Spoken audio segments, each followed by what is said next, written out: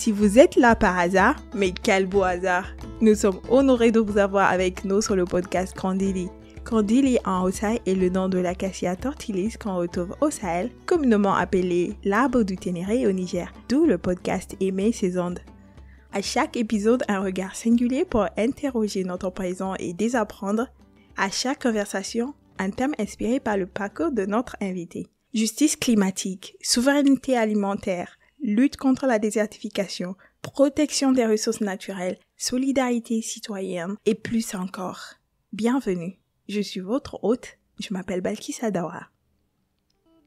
Cet épisode a été enregistré dans le cadre du partenariat Kandili et le festival Mille et Une Bouffe.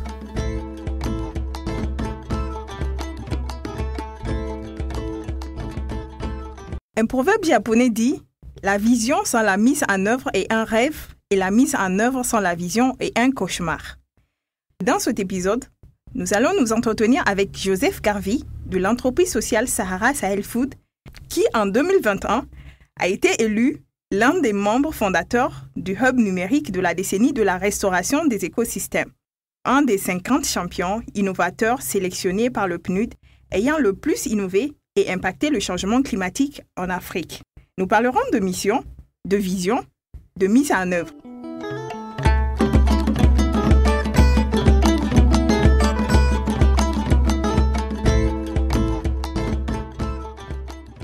Sahara Sahel Foods a été fondé en 2014 et l'idée de l'appellation, c'est les trois mots Sahara, Sahel et Foods, relève du fait que nous voulons valoriser les aliments authentiques et originels de la région du Sahara et de la région du Sahel, donc les régions arides de l'Afrique sous-saharienne. D'où l'innovation qui vous a valu le statut d'un des 50 champions sélectionnés par le PNUD. Quelles sont certaines des innovations dont vous allez nous parler? Donc, notre innovation principale, c'est le fait de regarder des plantes qui ont été sous-exploitées, négligées et même stigmatisées, dont beaucoup de gens pensent qu'ils n'ont pas de valeur, ils n'ont rien d'important à nous apporter, de les étudier et de voir comment faire des aliments de haute qualité à partir de leurs produits.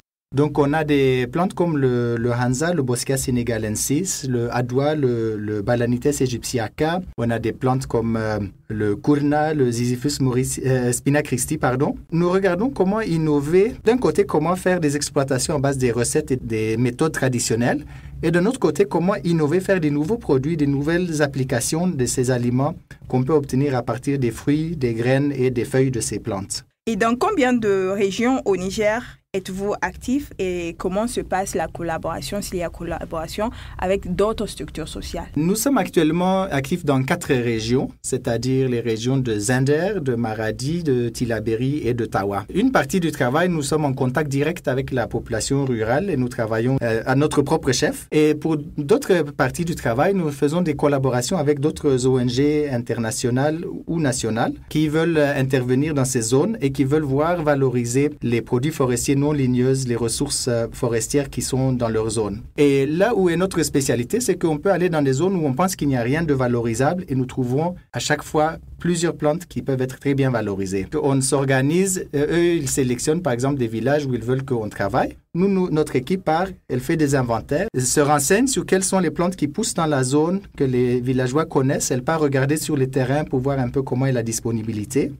Et à partir de ça, on compose des paquets sur mesure où on forme les villageois pour dire que par rapport à ce que vous avez chez eux, voilà comment vous pourriez les intégrer dans votre consommation, voilà comment vous pouvez en faire des produits que vous pouvez vendre dans les marchés locaux. Voilà quels apports nutritifs ces choses ont. Voilà comment vous devez les récolter pour le faire d'une manière durable et responsable pour que la ressource soit préservée et développée pour l'avenir. Et donc, on fait un paquet assez large de bout en bout sur tout ce qu'on peut faire autour de ces plantes. Vous travaillez dans 4 régions du Niger. Est-ce qu'il y a les mêmes produits qui se retrouvent dans les 4 régions, même qu'elles sont assez différentes? Est-ce que vous prenez un produit qu'on retrouve à Zinder pour le valoriser à Tillabéri ou c'est seulement les espèces trouvées sur place que vous valorisez? Alors, dans le Sahara et le Sahel, la distance de est en ouest change peu la composition de la flore, tandis que la distance du nord au sud, donc la latitude, a un énorme impact sur la composition de la flore. Donc, on peut être à Tillabéri, trouver pratiquement les mêmes ressources qu'à Zinder si on est sous le même isoyète pluviométrique. Mais par exemple, si on est au sud de la région de Zinder, on peut avoir des espèces qui n'existent pas du tout au nord de Tillabéri et vice-versa. Donc, les similarités sont vraiment selon les isoïètes et les différences, donc là où la pluviométrie change. Nous, notre travail, on essaye premièrement à montrer aux villageois comment valoriser ce qui est disponible dans leurs alentours. Parce que nous nous disons que la population rurale au Niger n'a pas beaucoup de liquidités. Ils ne sont pas dans une économie de cash pour le moment. Si on leur dit d'acheter des choses au marché, d'acheter des choses qui viennent d'ailleurs, etc., d'où est-ce qu'ils vont trouver les moyens pour les faire? Donc, nous leur montrons plutôt comment valoriser ce qu'ils ont chez eux et comment aussi pouvoir le commercialiser, les surplus qu'ils en trouvent, pour que cela leur apporte des revenus. Donc, on est vraiment plutôt focalisé sur le local et la valorisation du local. Valorisation du local, valeur nutritive, valeur économique aussi. Vous travaillez dans 4 régions. J'imagine que votre équipe, elle est très diversifiée. Combien d'employés avez-vous à peu près? Des employés permanents, des volontaires? Ce qui serait important, c'est de savoir avec à peu près combien de cueilleuses vous travaillez dans ces différentes régions. Nous avons une équipe de 26 employés salariés à plein temps. Nous avons 5 volontaires éparpillés à travers le monde qui nous donnent des aides importantes et des compétences qui manquent peut-être dans le noyau de notre équipe. Dans l'équipe même, nous avons des départements très diversifiés. On a tout entre des services achats, la commercialisation, les unités de transformation, de la production donc. Mais on a aussi les formateurs et l'administration et c'est vraiment toute une panoplie de compétences nécessaires pour faire tourner l'activité. Donc on est vraiment très, très multidisciplinaire. On est aussi assez actif dans la recherche scientifique et dans les recherches et développement aussi. Donc, on développe même nos propres systèmes informatiques pour faire fonctionner la colonne dorsale numérique de l'entreprise. Donc, on essaye de cultiver les compétences dans beaucoup de domaines différents. Maintenant, au niveau de la population rurale, là, on travaille avec des cueilleuses qui sont dans à peu près 80 villages ou communautés différentes, qui dénombrent vers les 2000 personnes, à vaste majorité des femmes. Et nous avons aussi certains travaux que nous émettons en sous-traitance, surtout des travaux de concassage de différentes noix. Et ces travaux se font par un groupe de 300 à 400 femmes sous-traitantes. Vos locaux sont principalement dans la région de Zinder. Qu'est-ce qu'il y a exactement à Zinder et qu'est-ce qui est sur le site de Aronguza, qui est assez intéressant?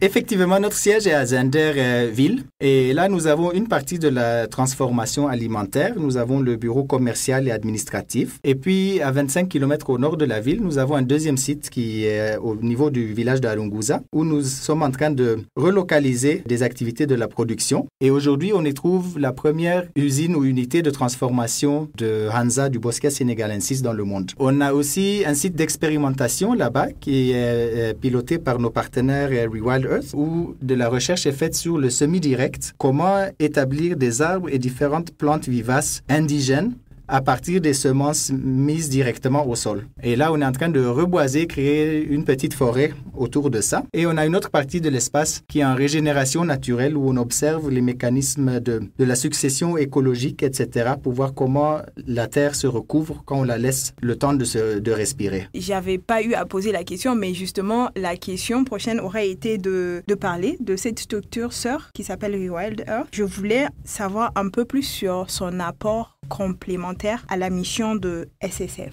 Wild Earth sont des spécialistes sur les techniques de reboisement en zones arides. Plus on avance vers des zones arides, plus les techniques traditionnelles de reboisement sont difficiles à pratiquer. À noter la plantation par pépinière. Parce que en zone très humide, prenons le cas extrême, la forêt tropicale.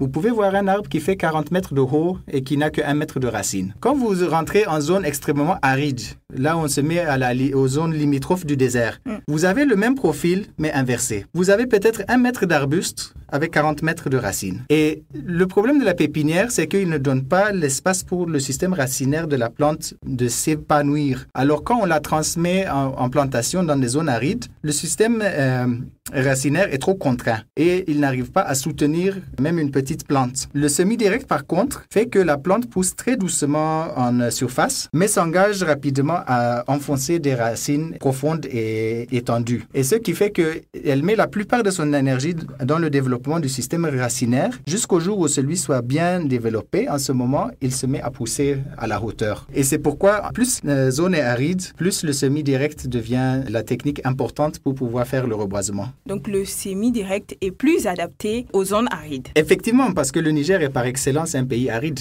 On a 80% de désert et le reste du pays est assez aride en général, hormis la bande soudanienne qui est juste à la frontière sud du pays. Est-ce que vous pensez que cela est lié au faible succès souvent de nos reboisements ou des plantations qui sont faites très souvent à partir des pépinières? Oui, clairement.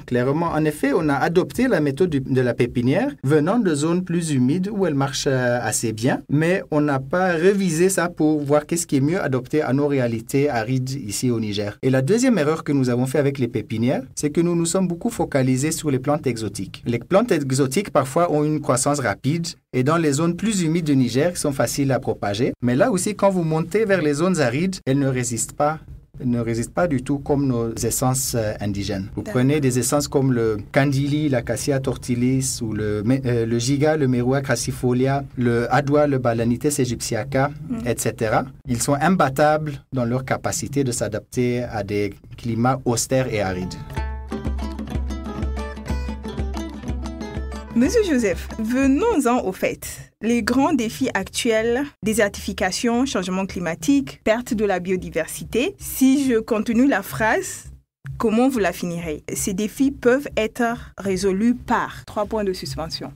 Ces défis peuvent être résolus par le fait de ramener nos arbres, notre végétation pérenne en masse tout autour de notre planète. Notre planète a été déboisée. Vue dans un sens large, elle a été extrêmement déboisée. Et pourtant, c'est les bois qui retiennent le carbone et qui séquestrent du carbone le mieux pour nous. Donc, si nous voulons répondre au problème du changement climatique, il faut que nous arrivions à puiser ce carbone qui est dans le ciel et le ramener dans les plantes et dans les sols. Pour ça, il nous faut reboiser. Si nous voulons vaincre la désertification, il faut que le système hydrologique soit rétabli, remis en bonne santé. Et là encore, il faut que les bois reviennent, les plantes vivaces reviennent. Parce que c'est eux qui aident à équilibrer, à recycler et à entretenir les eaux dans les sols et dans la végétation. Et si nous voulons protéger la biodiversité ou ce qui nous en reste, encore, ce sont les plantes vivaces qui sont la colonne vertébrale sur laquelle, l'épine dorsale sur laquelle s'accrochent tous les restes de la biodiversité. Quand vous avez à la base des arbres, tout autour, le reste s'accroche et s'intègre et chacun trouve sa place. Mais quand vous les enlevez, vous faites disparaître 80% de la biodiversité d'un seul coup. Il nous faut intégrer ces 3 choses sous le fait de ramener les plantes naturelles et principalement les plantes vivaces naturelles. Vous insistez avec les plantes vivaces.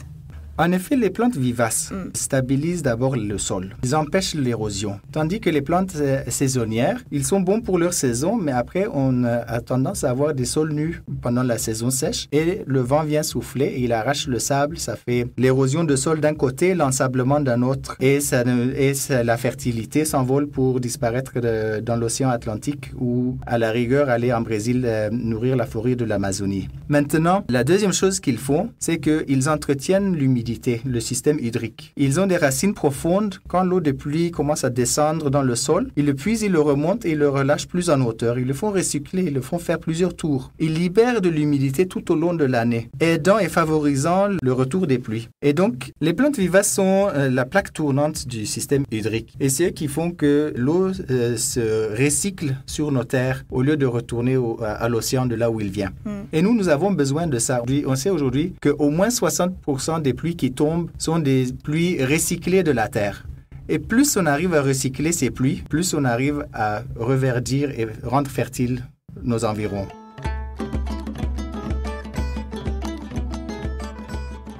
Le climat, vous allez répondre par oui ou non. Le climat peut se résoudre à travers les énergies renouvelables, oui ou non? Oui, partiellement. Et qu'est-ce qu'il y a dans le partiellement? En effet, je crois que oui, il faut que le système énergétique soit vraiment changé pour être à base des énergies renouvelables, de préférence à 100%. Mais même si on le fait, il faut qu'on séquestre beaucoup de carbone. Et pour séquestrer le carbone, il faut que vraiment on va vers le réverdissement, la revitalisation de nos sols et de nos écosystèmes. Les énergies renouvelables, absolument, mais il faut que ça soit accompagné avec le reverdissement.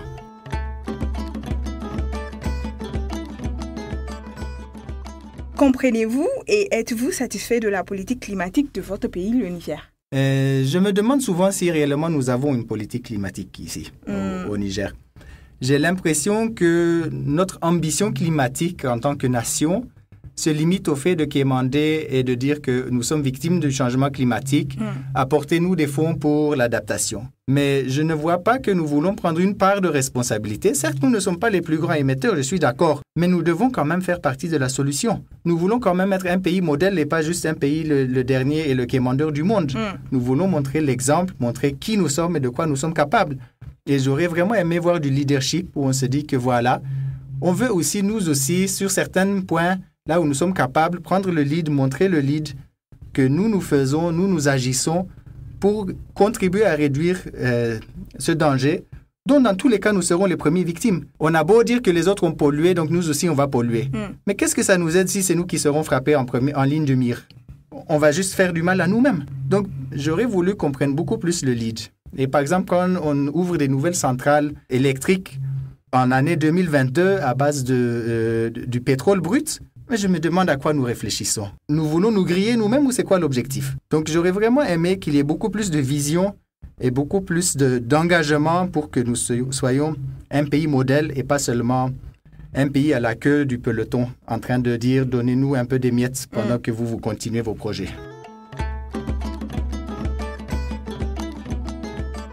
Joseph, à quel point pensez-vous regarder dans la bonne direction et comment les auditeurs peuvent vous tenir la main dans l'accomplissement de votre mission? Je pense que nous sommes en train de regarder dans la bonne direction, mais je me dis souvent qu'on devrait avancer plus vite parce que le défi est très grand devant nous et le besoin est pressant. Et souvent, je me demande comment on pourrait devenir plus efficace, plus performant pour mieux réussir ce pari. Et je pense que par rapport aux auditeurs, la première chose, je pense que chacun peut réfléchir à quoi il consomme. N'oublions pas que le système alimentaire est la plus grande cause d'émissions de gaz à effet de serre et de destruction de la biodiversité sur notre planète. Réfléchir sur quoi vous mangez, comment vous le mangez, pourquoi vous le mangez, est une manière très directe pour influencer l'avenir de nos écosystèmes. Ne mangeons pas toujours des choses qui viennent des cultures industrialisées, arrêtons même de le faire. Et revenons à manger des plantes et des produits de plantes qui sont naturels et qui sont en compatibilité avec la nature et les écosystèmes. Et là, j'encourage tout le monde à revenir à consommer, à réintégrer la consommation des produits des plantes indigènes dans leur alimentation à différents niveaux. Si vous ne voulez pas tout changer tout de suite, c'est pas grave, mais commencez par changer quelque chose, commencez par intégrer une partie et faites de ça un développement progressif. Vous allez voir que vous allez manger bien, vous allez manger agréable, vous allez manger très très nutritif, avec beaucoup de vertus pour la santé, mais vous allez contribuer à rendre notre pays, notre continent et notre planète mieux portantes. Moi, je pense que c'est là où tout commence et les plus grands enjeux se jouent. Et c'est pourquoi nous avons créé une société basée sur la transformation alimentaire. C'est pour être un facilitateur de ce changement de nos habitudes alimentaires. Réfléchir à ce que nous mangeons, comment nous le mangeons et pourquoi nous le mangeons. C'est très bien dit. Nous sommes presque à la fin de cet épisode, Monsieur Joseph. Je vous remercie. Je vous laisse avec cette sagesse. Lorsqu'on regarde dans la bonne direction, il ne reste plus qu'à avancer. Merci de nous avoir écoutés. Après avoir aimé et partagé l'épisode, nous aimerions bien savoir ce que vous en avez pensé. Qu'avez-vous appris? Qu'avez-vous désappris? Et vous, quel changement positif apportez-vous dans votre communauté? Vous avez toutes nos pages en description sous l'épisode présent. C'est Anjima. À très bientôt. C'était Balkis Adora et son équipe Kandili.